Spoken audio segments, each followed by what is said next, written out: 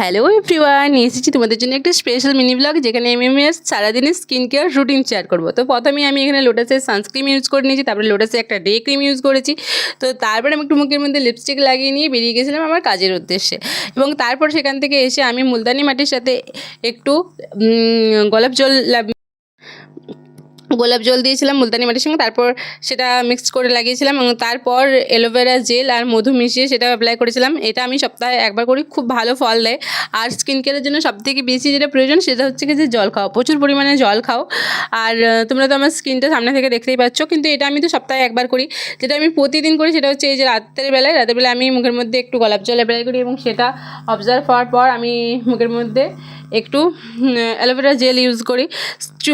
Skin মোটামুটি ঠিকই আছে, বাট চুলের অবস্থা খুব খারাপ। তোমাদের কাছে কারো হেয়ার টিপস থাকলে আমাকে দিতে পারো। আর তারপর আমি একটা লোটাসের নাইট ক্রিম ইউজ করি। আর তোমরা আমার স্কিনটা জাস্ট সামনে থেকে দেখো। চলো।